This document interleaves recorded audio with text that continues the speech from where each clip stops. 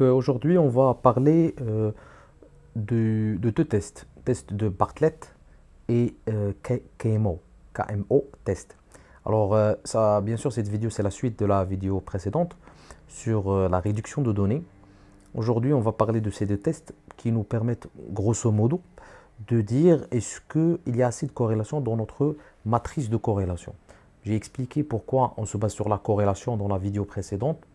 Parce que s'il n'y a pas de corrélation entre les variables, il n'y aura pas de groupe ou de cluster dans notre base. Et s'il n'y a pas de cluster, bah, ça sert à quoi de faire une analyse factorielle, bien sûr. Ce qu'on va commencer aujourd'hui, ce sont les deux tests essentiels à une analyse factorielle exploratoire, on appelle ça. Alors, ce n'est pas la même technique que l'ACP, l'analyse en composante principale, que j'ai expliqué dans la vidéo précédente. Je vais vous mettre le lien dans la description pour cette vidéo. C'est une vidéo essentielle, je trouve, pour d'abord comprendre ce que veut dire une analyse par rapport aux composantes. Et ensuite, on va voir les facteurs. Et les facteurs, ce n'est pas la même chose. C'est presque la même chose, mais ce n'est pas la même chose que les composantes. Alors, la base de données qu'on utilise, c'est la même base que dans la vidéo précédente. Alors, c'est une base sur les marques. On a posé des questions à des gens, à des personnes, 1000 personnes, pardon, 1000 observations. On leur a posé des questions sur la performance, leadership, etc., etc. Donc, je ne vais pas rentrer dans le détail. Vous avez la base de données, essayez de télécharger la même base et puis utiliser le même script pour donner le même nom aux différentes variables.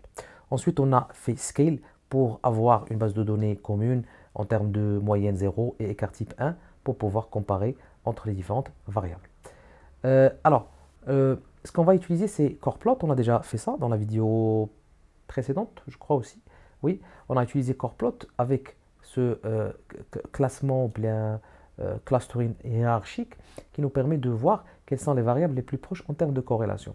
Donc déjà là, qu'est-ce que je vois? Je vois qu'il y a de la corrélation entre mes variables et on va voir juste après avec ce test de Bartlett et le KMO qu'il y a assez de corrélation.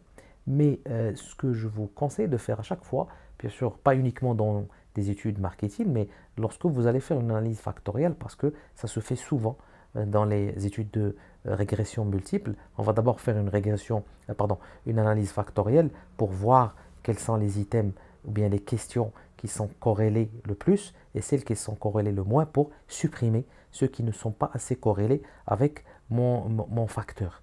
Et donc ça, c'est très très utilisé bien sûr dans la régression multiple comme une étape préalable ou une étape préliminaire.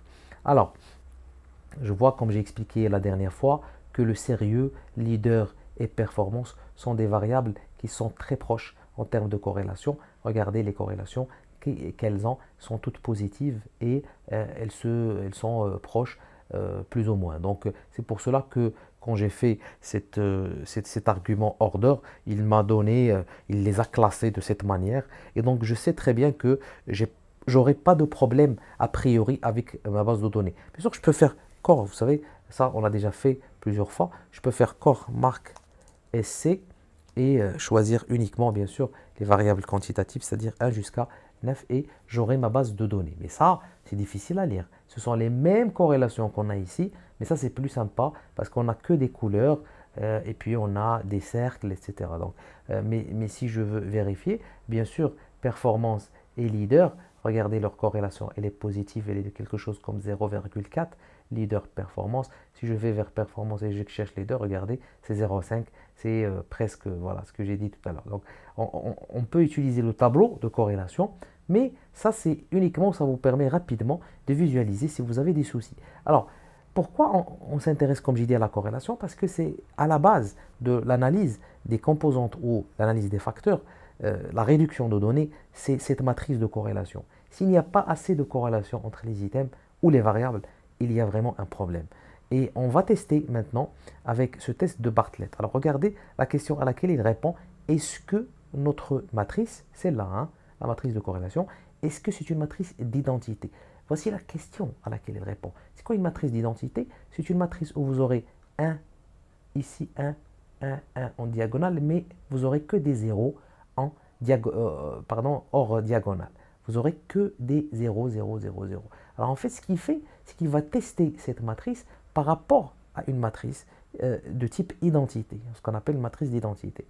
Et il va voir la distance, la différence, est-ce qu'elle est significative dans la population. Donc c'est un test statistique, bien sûr, qu'il va faire. Alors on va utiliser deux packages, libpsych, qu'on a déjà vu, GPA Rotation, il vous permet de faire de la rotation. Je vais expliquer le concept de rotation dans la vidéo suivante, pas aujourd'hui, parce que c'est un concept assez fondamental, bien sûr, dans l'analyse factorielle.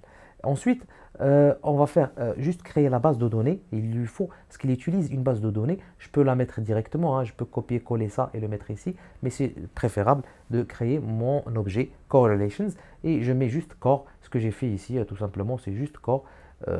Voilà, la matrice de corrélation, pardon.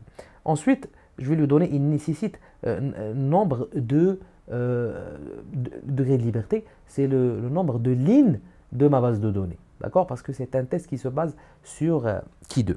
Regardez, et voilà, il vous donne le statistique de Ki2 et il vous donne la valeur de probabilité, c'est celle qui nous intéresse. C'est une valeur de probabilité ici qui est de 0, c'est-à-dire voilà, très très faible. Autrement dit, le test est significatif et donc la matrice, comme j'ai expliqué, la matrice que nous avons est une on va rejeter H0. Hein. Rappelez-vous, lorsqu'on a des tests statistiques et qu'on a des valeurs de probabilité, c'est qu'on fait quoi? On va rejeter H0, l'hypothèse nulle. Et H0, dans ce cas, c'est que cette matrice est une matrice d'identité. Et donc, si on rejette ça, ça veut dire quoi? Ça veut dire que cette matrice n'est pas justement une matrice d'identité.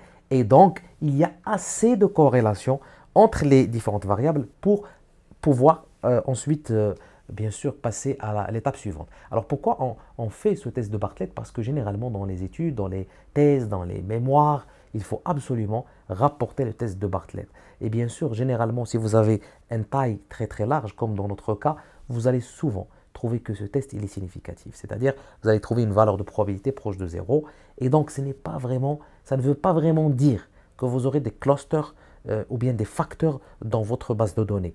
Mais il est indispensable de vérifier. Imaginez que nous avons trouvé que le test n'est pas significatif. Ça veut dire que déjà, ça ne sert à rien d'aller à l'étape suivante. Ce qu'il faut faire peut-être chercher la variable qui est vraiment très peu corrélée avec les autres. Regardez par exemple leader avec dernier 0,02. Imaginez que nous avons trouvé ici 0,02, 0,03, 0,03, 0,0002, etc., etc. Ça veut dire que leader, c'est une variable qui est problématique. Et ce qu'il faut faire dans ce cas, c'est supprimer cette variable d'abord avant de refaire une analyse, plutôt le test de Bartlett. Voilà. Alors, un deuxième test qu'on va faire aujourd'hui, c'est le dernier, on va utiliser le test de KMO. Test de KMO, c'est très simple, on va juste rentrer ici la matrice de corrélation, celle-là, on va la rentrer ici. Ce qu'il fait, il va calculer les différentes corrélations entre les items avec des corrélations partielles. Corrélation partielle, je crois que j'ai fait une vidéo sur ça il y a quelques mois, quelques vidéos. Et donc, c'est une formule mathématique qu'il va utiliser et il va vous donner. Alors, si on trouve que le KMO dépasse 0,7, c'est correct. Si on trouve que le KMO global, hein, ça c'est l'overall, ça veut dire le global, si on trouve que le KMO il est inférieur à 0,7, c'est problématique. Entre 0,5 et 0,6, c'est vraiment médiocre. L'idéal, c'est de trouver au-delà de 0,8. Malheureusement, dans ce cas, on n'a que cette variable qui a un KMO assez élevé. Mais pour le reste, voilà. Mais on va s'intéresser à si vous voulez, la moyenne ou le global, KMO, la moyenne globale. Et on va voir que si elle dépasse 0,7, dans notre cas, c'est correct. Ça veut dire que globalement, les items ils sont assez corrélés. Voilà. Donc, ce sont les deux tests qu'on rapporte généralement dans les études ou dans les rapports ou bien dans les recherches d'une manière globale.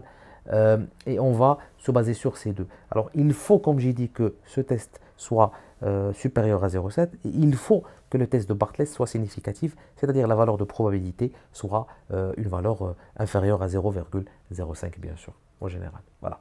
Donc, j'ai terminé cette vidéo aujourd'hui. C'est juste une introduction. Les tests essentiels à faire, la matrice de corrélation à visualiser. Ensuite, on va passer à l'étape suivante, la détermination des facteurs, etc. dans la vidéo suivante.